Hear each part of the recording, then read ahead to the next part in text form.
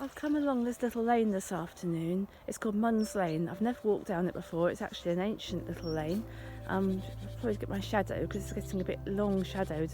The afternoon is just kind of, the sun's just going down a little bit now, but it's a really ancient lane.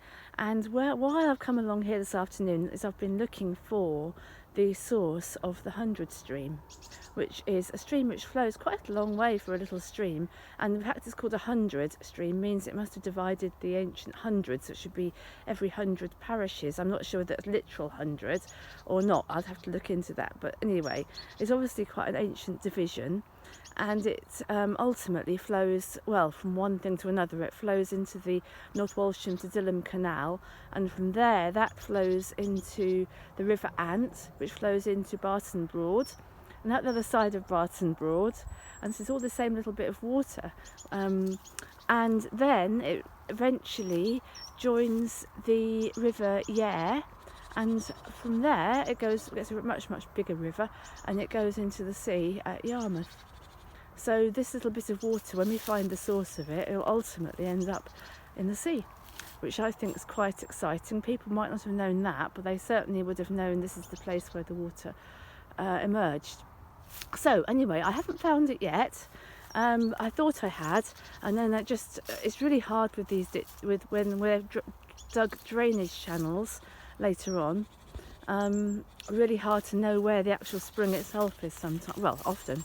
So I'm going to keep looking. We've got this channel going alongside the hedge line here. I don't know if you can see, but every so often there's a little trackway where an animal or animals have gone down. So when I come to the next one, I'll show you over the edge and we'll see what the water's looking like there. But every time I've looked over so far, there's still water. It's quite bubbly. And another thing, which I'm afraid I didn't get on film or on video, but just as I was walking along here, a barn owl took off over the field. So I was so excited by that. Barn owls are very special to me, and I don't often see them either around here. So that was quite a magical moment, but we didn't catch that. I'd be very unlikely, I'm afraid, to just happen to have the camera pointers at the right moment, but you never know, one of these days it might happen. And now when we look down here, it's very muddy. There's a track, I don't know if you can see, but it's been kind of trampled down just here, and that goes down to the water. The water's quite still there. Further back it was quite bubbly. I don't know, well, not bubbly, but moving a lot more. So whether that was the actual source and the water's just draining off behind here, I don't know, but we'll keep going until we actually come to where there's no more water and see what it looks like just there. So I'll turn the camera off now, and I shall come back to you when there's something to show you. Now I've come around this side of the channel here because the water does appear to come to an end here, but I've just looked a little bit more closely, and I'll come down here so you can possibly see the water's I don't know if you probably can't see it actually, but I can see from here that the water's actually coming out of a pipe. So it is moving, but it's moving because it's flowing through a pipe, a culvert, which is going under the field entrance. So this is not the end of the stream. It might, as I say, it might just be a channel rather than being part of the stream. It's really hard to know, but I'm going to keep going until I get to the actual end, and then we'll see what it looks like there. So do follow me and we'll see what happens.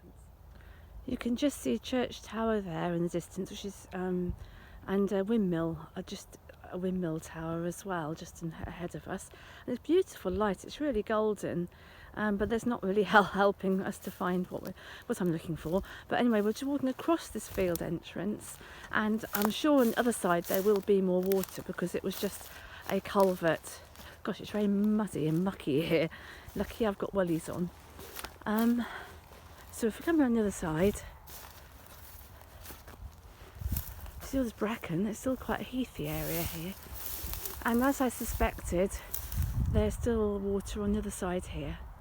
So we'll keep going, and I'll come back to you when I get to the end. Well, the light's getting even lower and even more golden now, but I think we're actually coming to the end of the quest, because if you look at it in the distance there, just in the middle of the screen, top middle, you can see a kind of cut, which is the end of the water, end of the channel. So I don't know if that does mean that that is the source, or whether it is just a channel leading off the main stream, but it does definitely go the furthest away from the other end of the river, from the sea, if you like. It's the end furthest away. So I'm going to take this as being the source when I get there. Whether it is in reality, it kind of is the poetic source, if you like. So, because I can't actually see water trickling, but you don't always, because it may just be coming out of the ground so slowly that you just see perhaps a slight milkiness in the water where it is. As I've got no real proof, but that is the end. And you can see in front of me here a little trackway through, which is where creatures have slid down the bank to drink.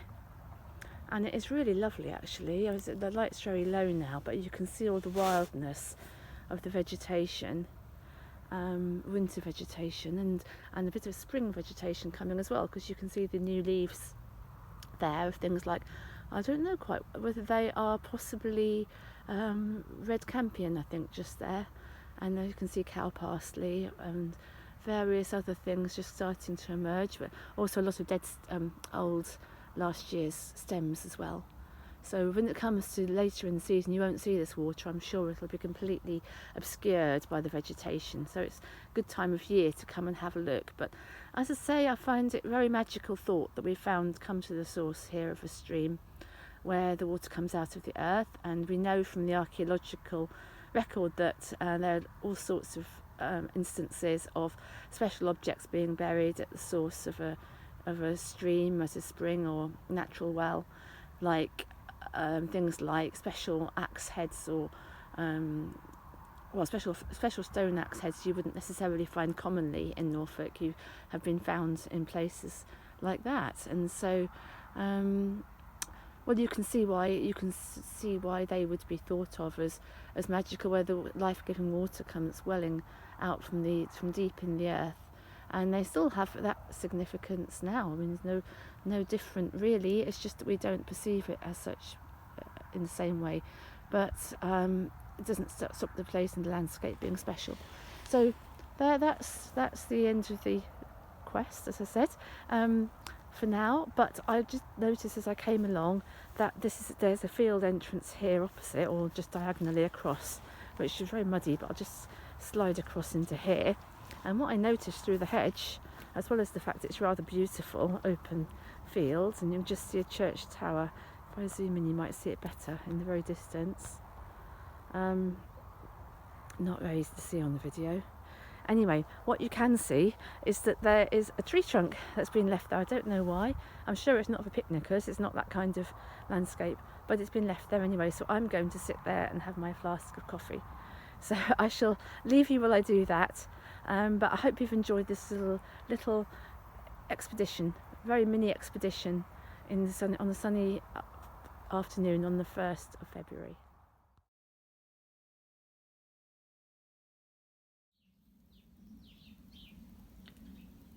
Well, it's about midday on Thursday, and it's so beautiful. I can't begin to tell you how lovely it is to feel the sun on your face, actually warm. I don't think I've felt that at all for months. Anyway, it's really warm, and I came out into the front garden just to have a little tidy round, and I thought I might as well use the opportunity to do a little bit of video and update you on the front garden. So the first thing you'll probably see is the fairy guardian sitting by the door, and he was actually right behind the pond when I first that was his first home. But because the sparrows perched right over his head, he was getting so bombarded. I actually felt really sorry for him, and I just thought he was a bit lost looking. So I've moved him just this morning, and we'll see how he does there. He will get showered there because the gutter leaks up above, and so it's pretty wet just there, but I don't think he'll mind that as much as he does the sparrows. Well, if that was me, I wouldn't mind having a shower so much as I would mind what the sparrows might do on me. Anyway, so there he sits for now, and we'll see how he gets on. And I don't want to be too long doing this because, as you can see, there's some bare roots there which shouldn't really be exposed to the sun for many minutes, but I'm going to plant these beautiful dogwoods with their pale yellowy green stems.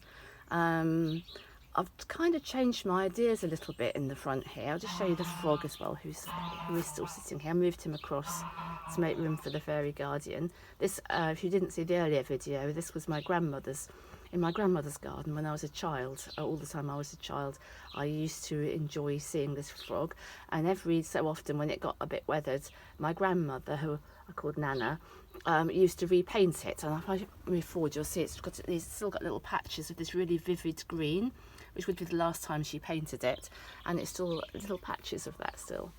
And my parents used to think it was quite kind of, I don't know what the word is really, a bit too much painting this concrete, I suppose it's concrete, figures with bright colours. But anyway, that's what she used to like to do, and so I like seeing that little bit that's left on him. And obviously I like seeing the moss as well, because that helps him to look a bit more weathered and blend in. But yeah, it's nice having that little patch left. So anyway, so the ideas that I had have changed a little bit, because last year when I first planted it up, I put in those perennials which were to attract wildlife, which obviously I do still want to do, have wildlife friendly garden, but they were flowers. And because it's, although you wouldn't believe it, seeing how sunny it is at the moment, it's actually really shady for a lot of the day, because of the high holly hedge, which I want to keep quite high because the birds love it. And it gives them shelter as well. So I think that I'm going to put a bit more woodland planting in the front here as well, and let whatever wants to survive that I've already put in, I'll be very happy that it does. But some of them, I think I had some echinaceas that didn't do anything much last year. They didn't like it, and I'm not sure how much the fennel will like it either, because that's a Mediterranean plant. But I'll let them have their turn and see what happens. And I'm putting in some more woodlandy things, because I've got quite obsessed with woodlands from what I've been doing at the back. So I'll just have a really quick, as I say, I won't linger over this, but I thought you might like to see just a little bit of what's been happening. So got the roses still that I put in, which look quite happy. And this is what I'm going to do on all the sides of the garden, just put some bark chips down and just tidy it round and see what emerges.